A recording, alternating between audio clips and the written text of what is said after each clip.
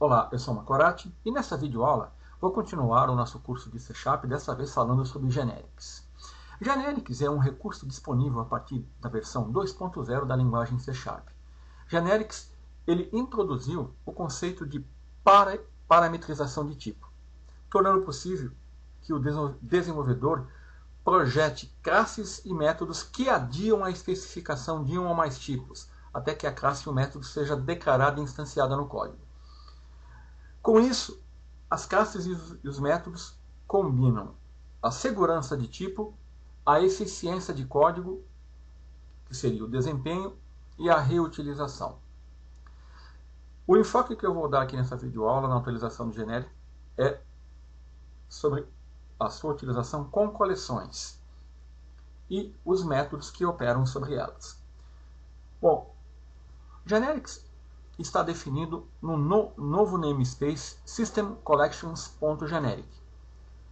Nesse namespace contém as diversas classes genéricas baseadas em coleções. Eu também posso usar as classes genéricas definidas nesse namespace, mas posso também criar as minhas classes e tipos genéricos, definindo a minha própria solução. Quando eu faço isso, eu estou definindo um tipo, através da sua parametrização, e tendo com isso os ganhos de desempenho, de segurança de tipo, do IntelliSense da plataforma .NET, dos métodos das coleções e assim por diante.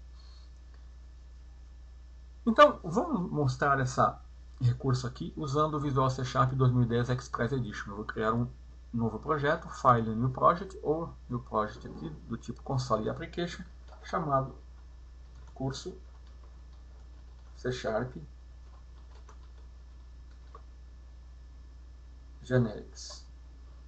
Eu coloquei 2 ali porque eu já tinha um projeto aqui. Bom, aqui por padrão já é utilizado o namespace que me dá acesso a Generics. Como eu vou também usar coleções, eu vou definir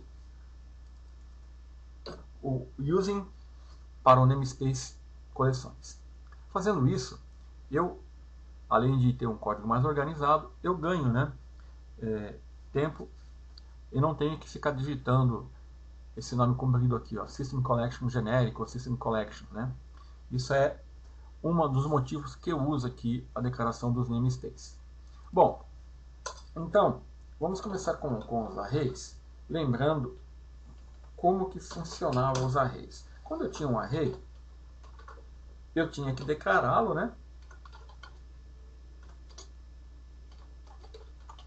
E quando eu fazia isso, eu tinha que definir o seu tamanho. Então, a declaração de array, eu tinha que definir o tipo, o nome do array, fazer a instanciação e definir o seu tamanho. Com isso, o que acontecia? Quando eu ia declarar um valor para um array, eu tinha que respeitar o tamanho definido,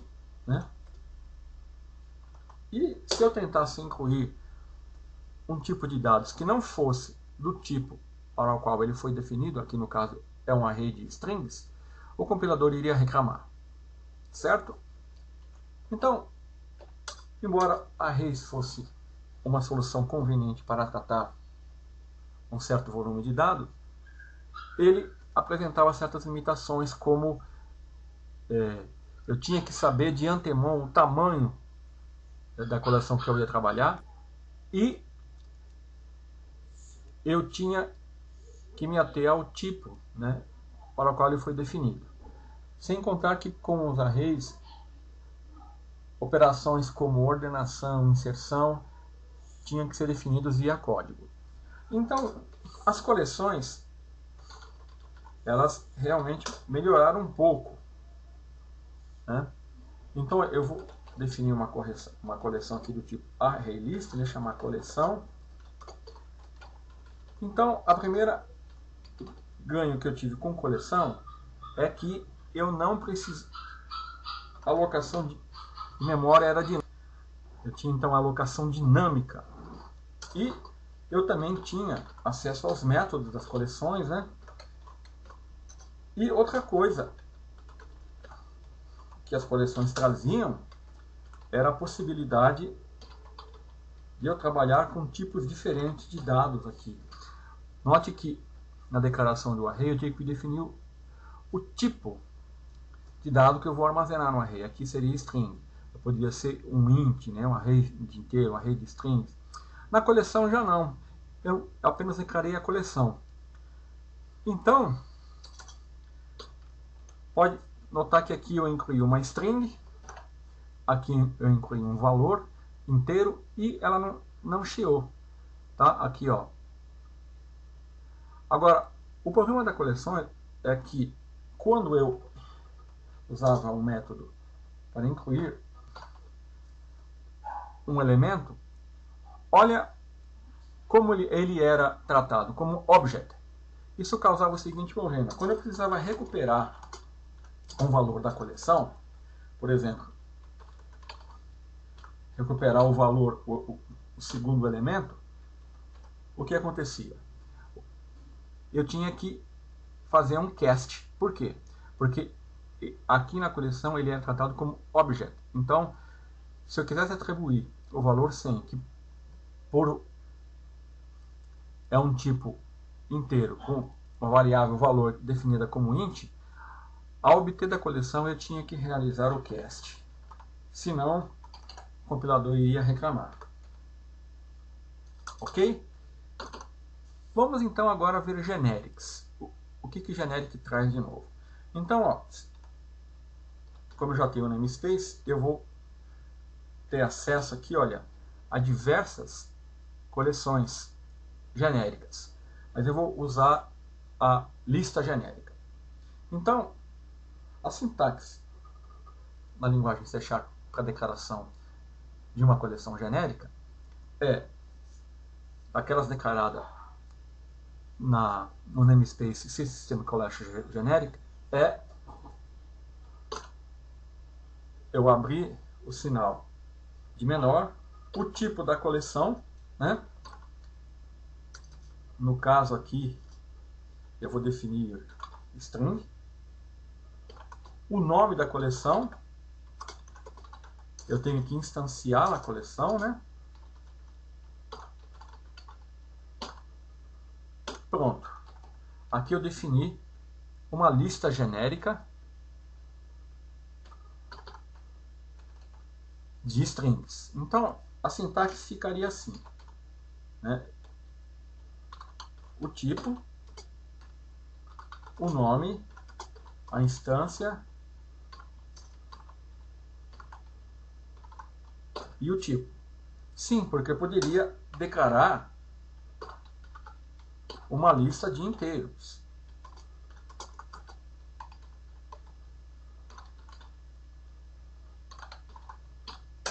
E assim por diante. Então, quando eu fosse incluir um elemento na coleção, eu tinha acesso da mesma maneira que as coleções aos métodos at, remove, né, find. Só que aqui a lista 1 é uma lista de strings. Então eu tinha que incluir uma string aqui. Olha só como ele trata o elemento que está sendo incluído. Add, o item é do tipo string. Por quê? É o tipo que foi definido da coleção. O parâmetro tipo aqui, no meu caso, está sendo string. Então ele só vai suportar elementos do tipo da coleção. Se eu tentar incluir um tipo que não seja da coleção, do tipo definido na coleção, ele vai reclamar. O compilador vai falar que esse argumento é inválido. Então, isso aqui seria válido na lista 2, né? Que é uma lista de inteiros. Tá? Então, generics são coleções tipadas, de modo que somente um tipo de dado pertence à coleção. Se eu tentar inserir um outro tipo de dado, o compilador vai reclamar. Fazendo assim, nós sabemos o que cada coleção contém. E não precisamos fazer a conversão, não preciso fazer o cast realizado aqui. Na hora que eu vou retirar um item da coleção. Então, isso foi uma das soluções que generics, né, realmente trouxe, além de outros benefícios, é claro. Então, no Namespace System Collection, né, aqui eu estou falando disso, né, eu tenho aqui as coleções genéricas. As principais são a lista do tipo, né, que representa uma lista fortemente equipada de objetos que podem ser acessados através de um índice. Então, fornecem os métodos list, sort e efetuam manipulação da lista. Tem o linked list, tem o stack, sorted list. As mesmas classes que eu tinha em coleção eu tenho em generics. Só que aqui eu tenho sempre elas tipadas, né? Então, o parâmetro T aqui é obrigatório e indica qual o tipo de dados que poderá ser incluído na coleção. Bom, agora o que é interessante é que, além de eu utilizar aquelas classes do Namespace System Collection, eu posso, deixa eu salvar aqui, né, definir a minha própria classe usando o conceito de generics. É isso que eu vou fazer aqui agora, mostrando para você. Vou criar um novo projeto, eu vou chamar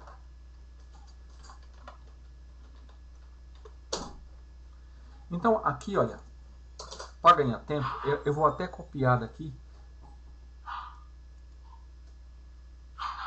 Deixa eu ver se eu consigo.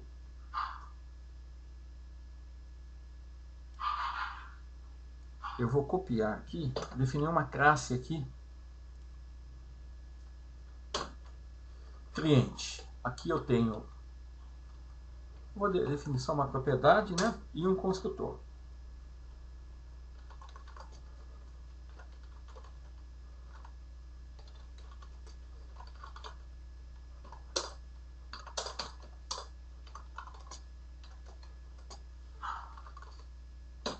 Pronto.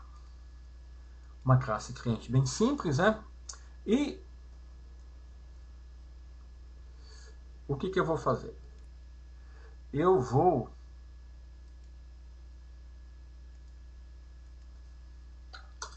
definir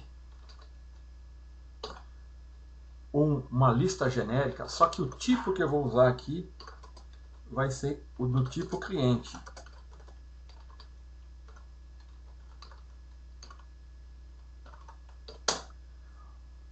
Olha que interessante. Eu tinha definido uma lista de string, uma lista de inteiro, agora uma lista de clientes. Isso me possibilita o acesso aos métodos, né? E olha só que interessante. Quando eu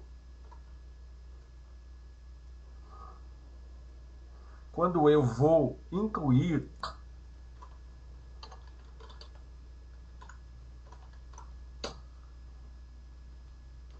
aqui um novo cliente, se eu tentar incluir uma outra coisa que não seja um cliente, um objeto do tipo cliente, o compilador vai reclamar.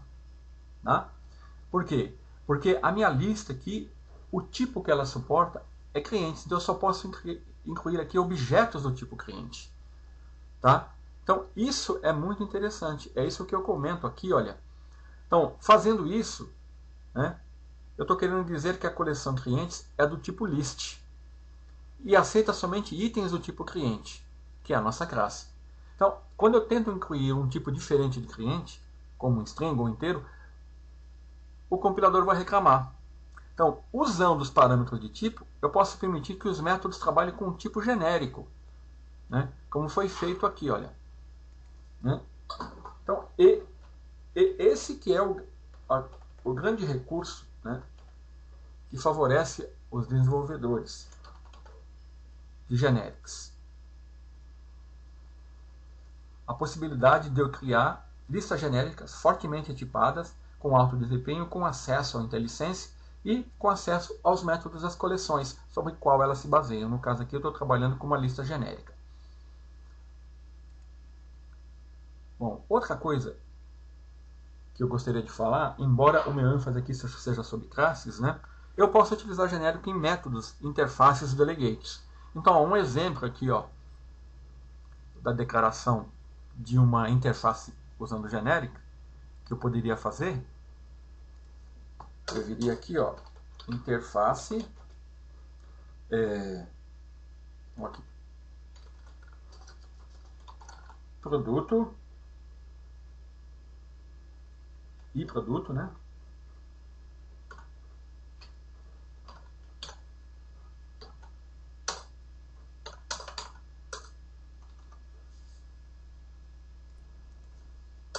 Então aqui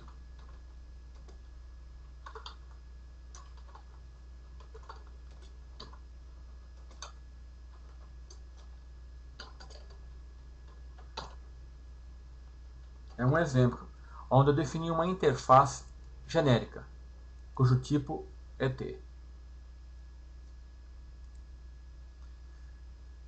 Bom, e aqui eu tenho um exemplo de um método genérico, né? Public void, trocar o tipo parametrizado. E aqui eu faço a referência ao tipo e eu utilizo aqui usando, né, passando como referência os tipos que foram parametrizados. Bom, outra coisa que eu posso fazer com o genérico é aplicar restrições nas definições das minhas classes genéricas. Essas restrições podem ser dos seguintes tipos. Então, eu posso ter uma cláusula where t struct, que restringe, né, o tipo a valores inteiros, que é um valor tipos para o valor, where t class, que restringe a tipos por referência, where t new, com isso eu garanto que t, que é o meu tipo, tem que ter um construtor público sem argumentos.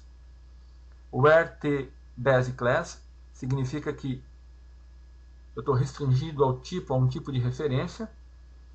Where t interface, ou seja, o meu tipo, garante que t implementa a interface que eu mencionar. E o RTR, que indica que o tipo fornecido por T precisa ser do mesmo tipo derivado do tipo fornecido por R. Então, olha, um exemplo aqui, ó, eu defini aqui uma classe cliente e eu tenho uma lista genérica, né, T, onde T tem que ser do tipo cliente. Isso aqui é a minha restrição. É assim que eu aplico uma restrição genérica. Então, quais são as vantagens em utilizar genéricas? Então, ela é uma solução, né, para o casting que eu sou obrigado a fazer quando eu utilizo coleções. Usando genéricos, eu tenho a segurança de tipo, eu tenho uma coleção fortemente tipada, então eu não preciso realizar o box nem um unboxing. Então, eu tenho um ganho de performance, né, porque eu não tenho esse custo adicional de fazer o cast, né? Eu tenho um código mais elegante, né? E eu tenho o recurso da verificação de erro em tempo de compilação, e eu tenho um melhor desempenho. Então, genéricos realmente é tudo de bom que há na plataforma .NET para o tratamento de parametrizações de tipos. Para encerrar, eu gostaria de dizer que genéricos também é muito usado quando você vai definir um repositório genérico. Você define uma interface fortemente tipada, onde você parametriza o tipo e ali ele vai receber, né, o tipo que o cliente passar. Um produto, um cliente, né, um objeto de negócio. Então, é isso que eu queria falar nessa videoaula sobre genéricos. Até mais.